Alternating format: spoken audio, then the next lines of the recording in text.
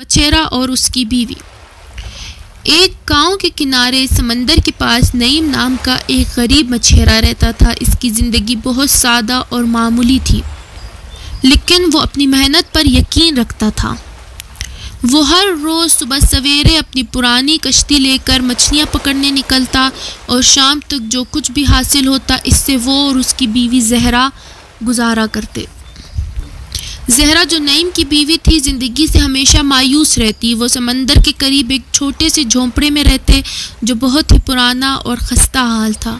زہرا اکثر نعیم کو طعنے دیتی، کب تک ہم یہ غربت کی زندگی گزاریں گے؟ اگر تم کچھ زیادہ محنت کرتے تو شاید ہماری زندگی بہتر ہوتی۔ نعیم خاموش رہتا کیونکہ وہ جانتا تھا کہ اس کی بیوی کی باتیں محض غصے اور مایوسی کا نتیجہ ہے۔ وہ اپنی قسمت پر راضی تھا اور اس بات پر یقین رکھتا تھا کہ اللہ نے اسے جو کچھ دیا ہے وہی اس کے لیے کافی ہے۔ ایک روز جب نعیم سمندر کے کنارے مچھلیاں پکڑ رہا تھا، اچانک اس کے جال میں ایک چمکتی ہوئی مچھلی پھنس گئی۔ مچھلی کو دیکھ کر نعیم حیران رہ گیا کیونکہ وہ عام مچھلیوں جیسی نہیں تھی۔ جیسے ہی اس نے مچھلی کو پکڑنے کی کوشش کی، مچھلی نے بولنا شروع کر دیا، اے رحم دل مچھیرے، میں ایک جادوئی مچھلی ہوں۔ اگر تم مجھے آزاد کر دو گے تو میں تمہاری کوئی بھی خواہش پوری کر دوں گی۔ نعیم حیران ہو گیا۔ وہ سوچنے لگا یہ کیسی مچھلی ہے جو انسان کی زبان بول سکتی ہے، لیکن اس کی سادگی اور دل کی نرمی نے اسے مجبور کیا کہ وہ مچھلی کو آزاد کر دے۔ مجھے تم سے کچھ نہیں چاہیے۔ اللہ نے مجھے محنت کرنے کی طاقت دی ہے اور میں اپنی قسمت پر راضی ہوں۔ مجھے تم سے اپنی کوئی خواہش پوری نہیں کروانی۔ یہ کہہ کر اس نے مچھلی کو پانی میں واپس ڈال دیا۔ مچھلی نے خوش ہو کر کہا، تم بہت اچھے انسان ہو، لیکن اگر کبھی کوئی ضرورت پڑے تو سمندر کے کنارے آ کر میرا نام لے کر مجھے پکار لینا۔ گھر واپس آ کر نعیم نے زہرا کو یہ واقعہ سنایا۔ زہرا پہلے تو حیران ہوئی، پھر غصے میں آ گئی۔ تم کتنے بے وقوف ہو، تمہیں اپنی غربت ختم کرنے کا موقع ملا تھا اور تم نے اسے ضائع کر دیا۔ تمہیں چاہیے تھا کہ اس مچھلی سے کچھ مانگ لیتے۔ نعیم نے زہرا کو سمجھانے کی بہت کوشش کی، ہماری زندگی میں جو کچھ ہے وہی ہمارے لیے کافی ہے، ہمیں شکر گزار رہنا چاہیے۔ لیکن زہرا نہیں مانی۔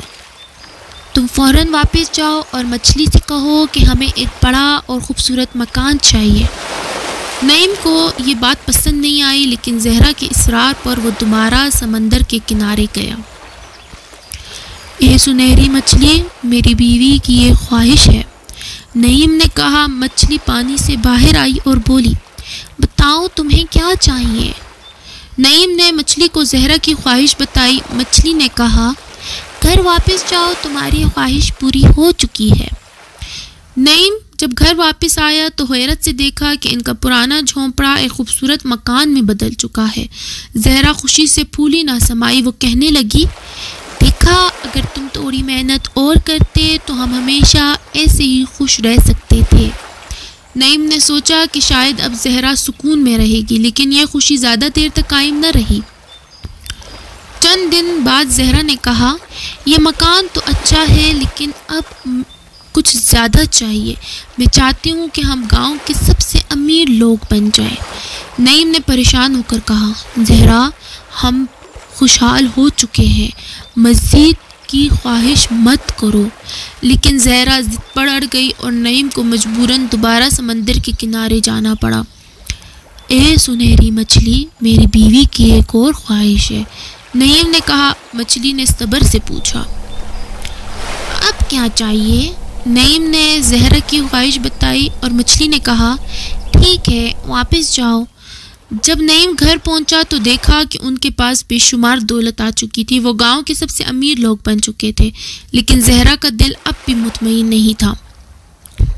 کچھ دن بعد زہرا نے کہا، یہ سب کچھ ٹھیک ہے، لیکن اب میں چاہتی ہوں کہ ہم بادشاہ اور ملکہ بن جائیں۔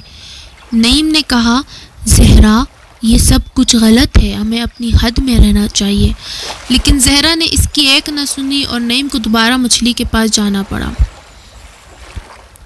مچھلی نے اس بار بھی ان کی خواہش پوری کر دی اور زہرا اور نعیم ایک عظیم محل میں بادشاہ اور ملکہ بن گئے، لیکن زہرا کی خواہش بڑھتی ہی جا رہی تھی۔ زہرا نے ایک دن نعیم سے کہا، اب میں چاہتی ہوں میں خدا بن جاؤں، نعوذ باللہ، تاکہ دنیا کی ہر چیز پر میرا اختیار ہو۔ نعیم حیران رہ گیا اور کہنے لگا، زہرا یہ بہت بڑی گستاخی ہے، ہمیں لالچ چھوڑ دینا چاہیے۔ لیکن زہرا نہ مانی۔ نعیم مجبوراً مچھلی کے پاس گیا اور اسے زہرا کی آخری خواہش بتائی۔ مچھلی نے غصے میں کہا، یہ تمہاری آخری خواہش تھی، اب واپس جاؤ اور دیکھ کے آؤ کہ کیا ہوتا ہے۔ جب نعیم گھر واپس پہنچا تو اس نے دیکھا کہ ان کا شاندار محل غائب ہو چکا ہے۔ وہ دوبارہ اپنے پرانے جھونپڑے میں پہنچ چکے ہیں۔ زہرا زمین پر بیٹھی رو رہی تھی۔ اس کی لالچ اور حد سے بڑھنے کی خواہش نے انہیں کہیں کا نہیں چھوڑا تھا اور سب کھو دینے پر مجبور کر دیا تھا۔ نعیم نے زہرا کو تسلی دی اور کہا، دیکھو یہی زندگی کی حقیقت ہے، جو کچھ ہمارے پاس ہے ہمیں اسی پر راضی رہنا چاہیے، لالچ ہمیشہ نقصان پہنچاتی ہے۔ زہرا نے اپنی غلطی تسلیم کی اور وعدہ کیا آئندہ کبھی وہ لالچ نہیں کرے گی۔ دونوں نے اپنی زندگی دوبارہ سادگی سے گزارنے کا فیصلہ کیا اور خوش رہنے لگے۔ یہ کہانی ہمیں سکھاتی ہے کہ لالچ ایک ایسی بیماری ہے جو نہ صرف ہمیں خوشی سے محروم کرتی ہے بلکہ جو کچھ ہمارے پاس ہوتا ہے اس سے بھی ہمیں چھین لیتی ہے۔ ہمیں ہمیشہ اپنی حد میں رہنا چاہیے اور شکر گزار ہونا چاہیے۔ اللہ ایک ہی ہے اور اسی کی بادشاہت ہے اس پوری دنیا پہ، نہ کوئی اس سے پہلے نہ کوئی اس کے بعد۔ اس دنیا پہ بادشاہت کرنے والی ذات صرف اس پاک رب کی ہے جس کے حکم کے بغیر کوئی پتا بھی نہیں ہل سکتا۔